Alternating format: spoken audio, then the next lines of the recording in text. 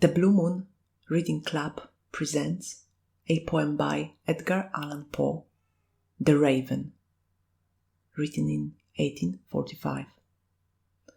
Once upon a midnight dreary, while I pondered, weak and weary, over many a quaint and curious volume of forgotten lore, while I nodded, nearly napping, suddenly there came a tapping, as of someone gently rapping at my chamber door. "'Tis some visitor," I muttered, tapping at my chamber door. Only this, and nothing more. Oh, distinctly I remember, it was in the bleak December, and each separate dying ember wrought its ghost upon the floor. Eagerly I wished the morrow. Vainly I had sought to borrow from my books surcease of sorrow. Sorrow for the lost Lenore, for the rare and radiant maiden whom the angels name Lenore, nameless here forevermore. And the silken, satin certain rustling of each purple curtain filled me with fantastic terrors never felt before, so that now, to still the beating of my heart, I stood repeating, "'Tis some visitor entreating entrance at my chamber door, some late visitor entreating entrance at my chamber door. This it is, and nothing more." Presently my soul grew stronger, hesitating then no longer. "Sir," said I, "or madam, truly your forgiveness I implore, but the fact is I was napping, and so gently you came rapping, and so faintly you came tapping at my chamber door, that I scarce was sure I heard you." Here I opened wide the door. Darkness there, and nothing more. Deep into that darkness peering, long I stood there, wondering, fearing, doubting, dreaming dreams no mortal ever dared to dream before. But the silence was unbroken, and the stillness gave no token, and the only word there spoken was the whispered word, "Lenore." This I whispered, and I echo murmured back the word, "Lenore." Merely this, and nothing more. Back into the chamber turning, all my soul within me burning, soon again I heard a tapping, somewhat louder than before. "Surely," said I, "surely that is something at my window lattice. Let me see, then, what there it is, and this mystery explore. Let my heart be still a moment, and this mystery explore. This the wind, and nothing more."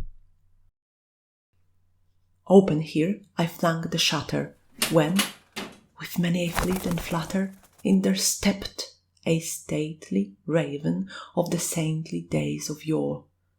Not the least obeisance made he, not a minute stopped or stayed he, but with mien of lord or lady, perched above my chamber door, perched upon a bust of Pallas, just above my chamber door, perched and sat, and nothing more.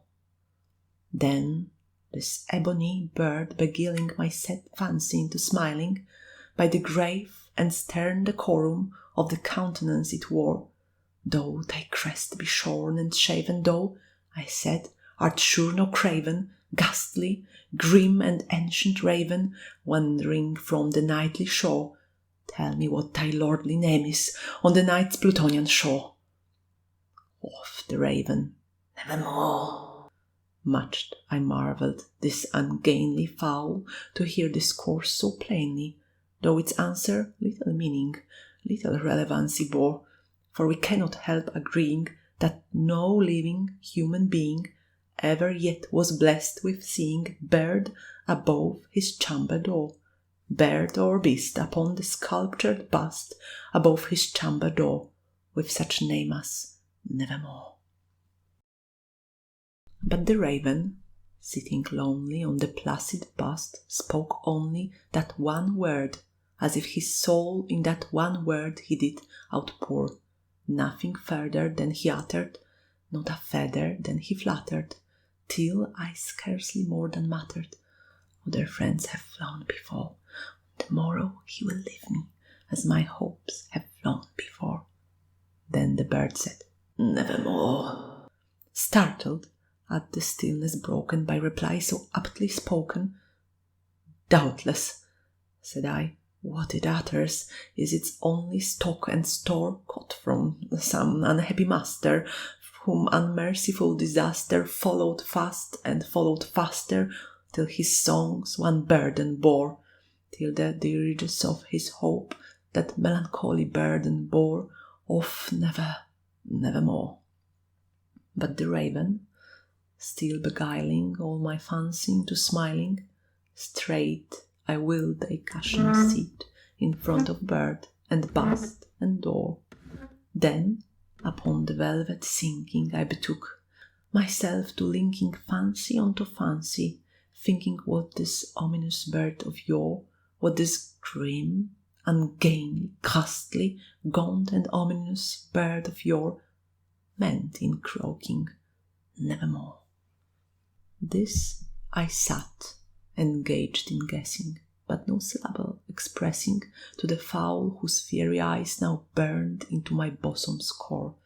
This and more I sat divining, with my head at ease, reclining on the cushion's velvet lining that the lamplight gloated o'er, but whose velvet violet lining, with the lamplight gloating o'er, she shall press, nevermore. Then, methought, the air grew denser, perfumed from an unseen censer swung by seraphim whose footfalls tinkled on the tufted floor. Wretch, I cried, thy gulf hath lent thee, by these angels he hath sent thee, respite and nepenthe from thy memories of Lenore. Quaff this kind nepenthe, and forget this lost Lenore. Quoth the raven, nevermore. Prophet, said I, think of evil, prophet still if bird or devil, whether tempter sent or whether tempest tossed I here ashore, desolate, yet all undaunted, on this desert land enchanted, on this home by horror haunted. Tell me truly, I implore, is there balm in Gilead? Tell me, I implore. Quoth the raven, nevermore. Prophet, said I, think of evil, prophet still, if bird or devil, by the heaven that bends above us, by the God we both adore, tell this soul with sorrow laden, if, within the distant Aidenn, it shall clasp a sainted maiden, whom the angels name Lenore, clasp a rare and radiant maiden, whom the angels name Lenore. Quoth the raven, nevermore. Be that word our sign of parting, bird of fiend, I shrieked upstarting.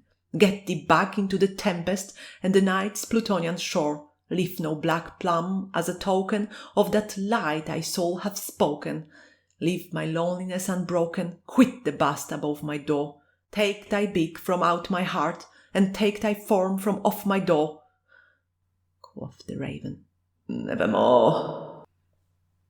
And the raven, never flitting, still is sitting on the pallid bust of Pallas, just above my chamber door, and his eyes have all the seeming of a demon's that is dreaming, and the lamplight o'er him streaming throws his shadow on the floor, and my soul from out that shadow that lies floating on the floor shall be lifted nevermore.